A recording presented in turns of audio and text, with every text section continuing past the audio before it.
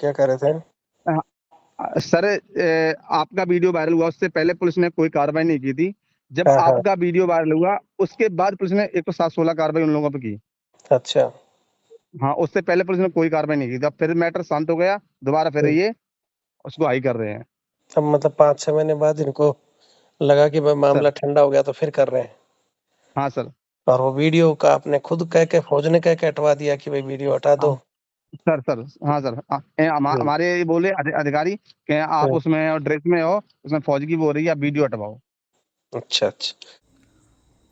जय हिंद, जय भारत, वंदे मातरम। मैं रविंद्र फौजी। साथियों, अभी मेरे पास एक हमारे भारतीय सेना के कार्यरत जवान जो कि अभी लेह में तैनात हैं, और उनका मेरे पास कॉल आया कि सर मेरा समस्या फिर आ गई है, और आज मेरे बच्चे, मेरा परिवार गांव में है, और हमारे कुछ दबंग लोग मतलब मेरे खेत में कब्जा करने के लिए बार बार आ रहे हैं, पुलिस को फोन कर रहे हैं, तो पुलिस कार्रवाई नहीं कर रही है। तो मैं चाहता हूं कि उनके वीडियो भी मेरे पास आए हुए हैं, पूरे प्रूफ भेज रखे हैं, तो वो सारे के सारे मैं कल सुबह 9 बजे से 11 बजे के बीच में या 12-1 बजे तक जैसे फ्री हो जाऊंगा मैं वो पूरा वीडियो डाल दूंगा उनका। लेकिन आज मैं सिर्फ इतना ही कहना चाहता हूं, क्योंकि नाइट का समय है, हमारे बंदे भी सो जाते हैं, और रविंद्र फौजी कोई तोप नहीं है। मैंने पहले भी कहा था, रविंद्र फौजी की कोई ताकत है तो ये जो 8 लाख संख्या हमारे से जुड़ी हुई है, ये ताकत है। आपको बता दूं कि 6 महीने पहले इनका वीडियो आया था, और वो वीडियो आप सबने हमने वायरल किया था, और उस वीडियो के बाद में वहां के एसएचओ, एसपी, आईजी, डीआईजी सब एकदम भागदौड़ मच गई थी। मैंने उसमें ये कहा था कि उसने बंदे ने ये बोला था कि सर मेरी मजबूरी है, अब मुझे कुछ और करना पड़ेगा। तो मैंने कहा था कि शायद यूपी एक और उत्तर प्रदेश में एक और पान सिंह तोमर पैदा कर देगी पुलिस। और उसके बाद वो पूरी मीडिया में, वहां की लोकल अखबार को भी मैं धन्यवाद देना चाहता हूं कि उसको सर्कुलेट किया, और मामला हाईलाइट होते ही पुलिस ने तुरंत दूसरे पक्ष पर कार्रवाई की। उस कार्रवाई के बाद में वो पक्ष भी शांत हो गया, और 6 महीने तक कोई कुछ नहीं हुआ। उसके बाद में इनके यूनिट के अधिकारियों ने कि भाई अब तेरा काम हो गया, वीडियो डिलीट करवा दे, तेरा वर्दी में वीडियो था। तो इस बंदे ने बोला कि सर मेरे हमारे सीओ साहब और ये सब ये बोल रहे हैं कि वीडियो हटा दो। तो मैंने वो वीडियो भी हटा दिया था। बहुत से हमारे साथी कहते हैं ना कि वीडियो आपने आगे नहीं बताया, हटा दिया। वो वीडियो बंदे के कहने पर मैंने हटाया था, और 6 महीने तक मामला शांत था। लेकिन अब फिर 4 दिन से वो इनके उधर खेत में जाकर कभी ट्रैक्टर लेके आते हैं जोतने के लिए, कभी और कुछ काम कर रहे हैं, मतलब कब जाने के लिए फिर कोशिश कर रहे हैं। बंदा लेह में बैठा है, हालांकि इसने सीसीटीवी कैमरे वगैरह लगाए हैं। उधर एसएचओ वगैरह को फोन कर रहा है, वो फोन उठाते नहीं है। हालांकि इनको वहां सीओ से बात हुई है। यहाँ एक चीज कहना चाहता हूं कि ये तो तय है, बंदे ने बताया कि सर वो पार्टी कहीं ना कहीं पुलिस को, थाना को कुछ ना कुछ खिला रही है, तभी उस बंदे की हिम्मत हो रही है।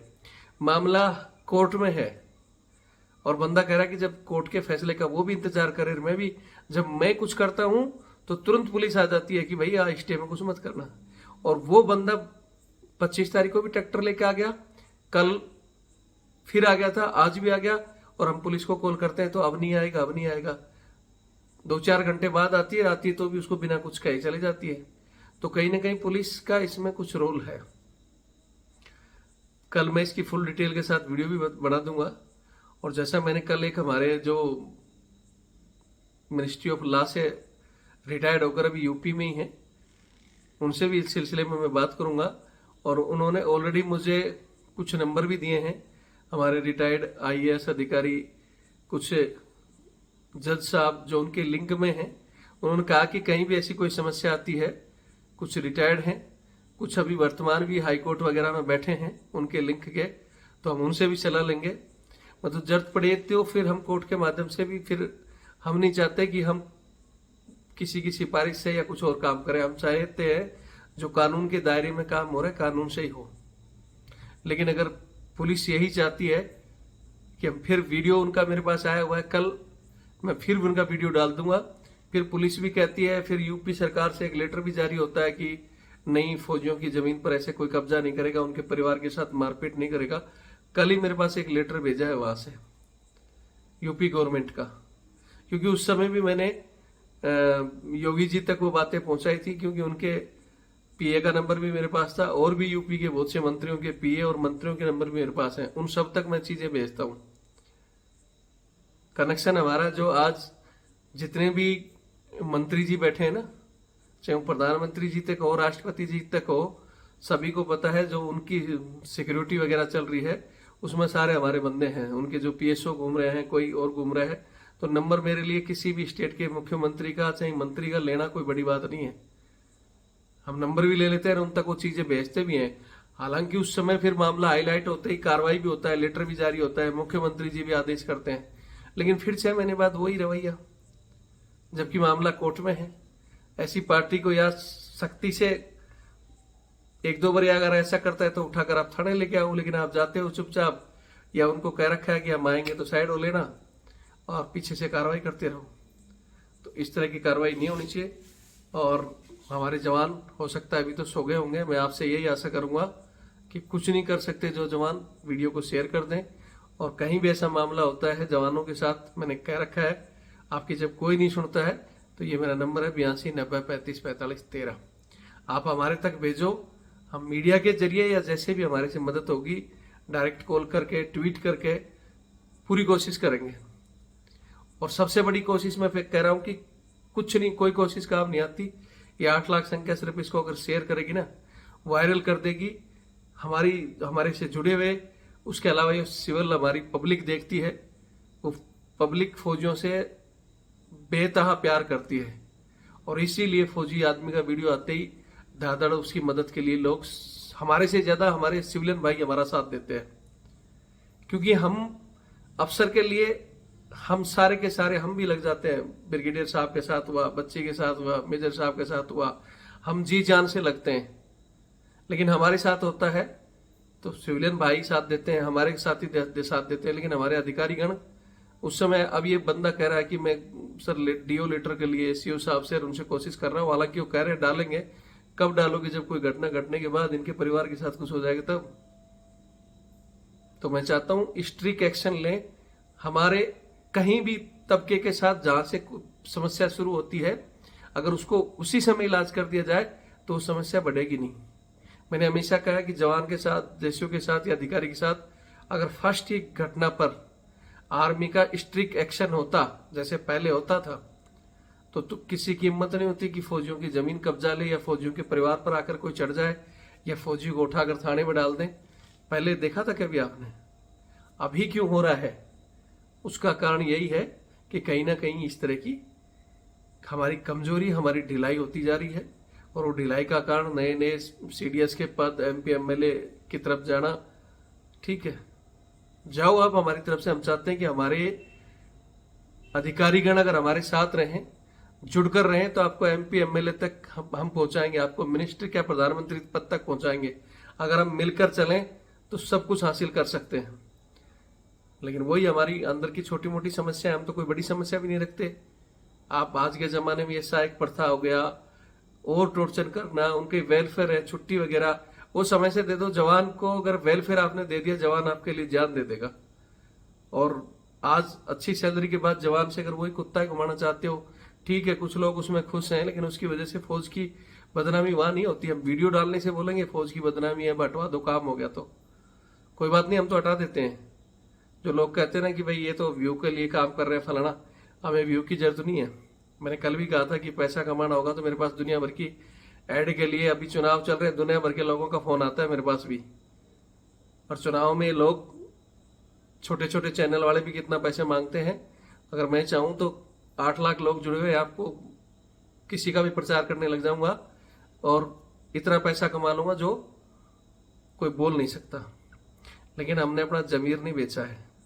हम अपने सिर्फ जवानों के लिए लड़ते हैं, या कमजोर आदमी जिसको दबाया जा रहा है, शोषित आदमी, गरीब आदमी, उनके लिए लड़ते हैं, बगैर किसी की भाई ये कर दो, फलाना कर दो। किसी से इंडिविजुअल से नहीं कहते कि भाई तू हमें ये दे तो तेरा वीडियो डालेंगे, फलाना, जो चोंचूबाजी है ना, और काम हो जाता है तो हाँ हटा भी देते हैं चीज़ों को। और इसलिए हम किसी चीज़ों का कई बार नाम भी नहीं लेते।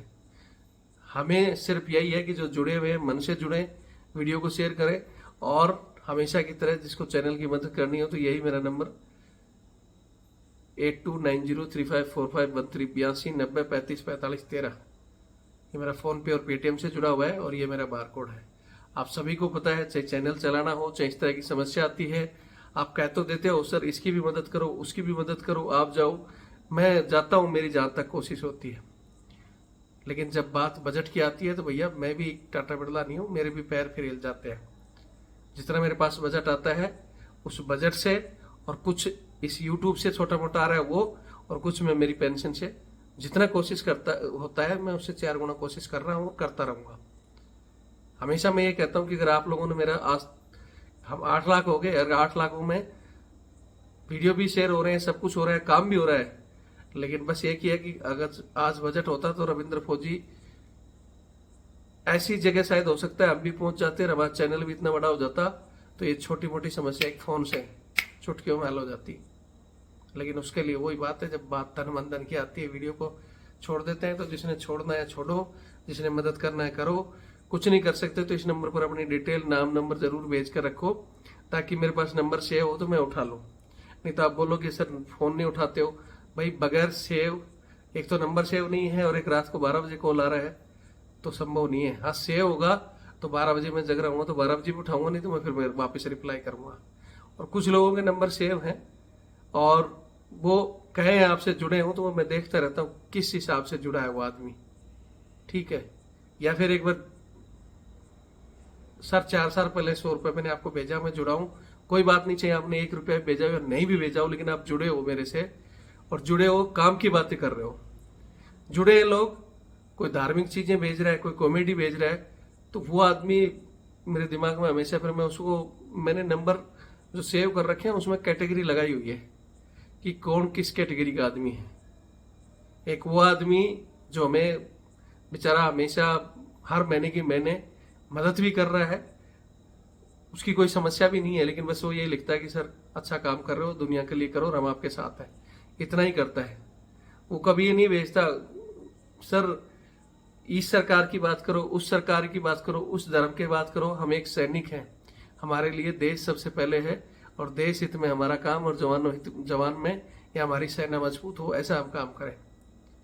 ये नहीं कि सर मैंने आपको भेजा है, इन अफसरों के लिए मत लड़ो, उस जवान के लिए मत लड़ो, हमारे लिए कोई लड़ रहा है, नहीं लड़ रहा है, ठीक है, कोई गलत है, सुधरेगा एक दिन, लेकिन हमें अपनी जिम्मेवारी निभानी है, हमें अपना देखना है कि मैं किसके लिए क्या कर सकता हूँ। वो आदमी मेरे से जुड़े, अगर कोई ये जुड़ गया हो अपने स्वार्थ में, या कोई ये जुड़ गया हो कि सर मैं कहूँगा जैसे ही चलो, इसकी मत करो करो, मैं मेरे दिमाग से चलता हूँ, और जो हमारी मजबूत टीम है, मैं चलिए वीडियो डालता हूँ हमें क्या करना चाहिए, फिर मैं उसके कमेंट्स पढ़ता हूँ, उसमें लाइक अनलाइक का भी है। जिसको लगता है कि सर आज आपका ये खराब है, हमारे साथ नहीं देंगे, तो आप ऑप्शन दे सकते हो।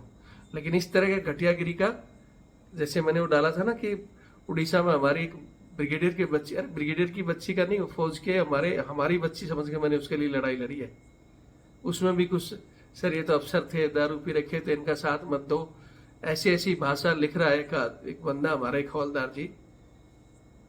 मैंने उसके नंबर के आगे फिर वो साइन डाल लिया कि ये आदमी सबसे खत्म और घटिया आदमी है।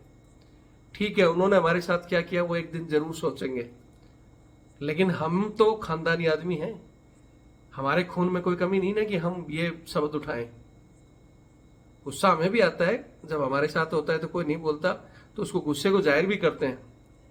हमें दर्द होता है ना, कोई अफसर हमारे लिए नहीं खड़ा होता है, तो उन लोगों को दर्द नहीं होगा कि आज हमारे जवान ये भाषा बोल रहे हैं। तो आप अपनी भाषा, अपना ईमान ठीक रखो, और बहुत से अधिकारी अच्छे हैं, मैं कह रहा हूं कि मेरे को बहुत लोग सपोर्ट भी करते हैं, सलाह भी देते हैं, और जहां जरूरत होती है डंडा भी दिलवाते हैं उन लोगों से। ये मत सोचो कि रविंद्र फौजी आज तक इतने बड़े लोगों से लड़ रहा है, इतनी बातें बोल रहा है खुलकर, तो मेरे पीछे जो बैकअप है अच्छे लोगों का है, और सबसे बड़े वो नीली छतरी वाला है ना, वो भगवान उसका है। दूसरों का भला करते हैं तो वो हमारा भला करता है। ठीक है, बाकी वीडियो देखें और शेयर करें, और दिमाग में ये रखें कि मैं किसी के लिए क्या कर सकता हूं, मेरे लिए किसने किया नहीं किया ऊपर वाला करेगा आपका। ठीक है। जय हिंद, जय भारत, वंदे मातरम।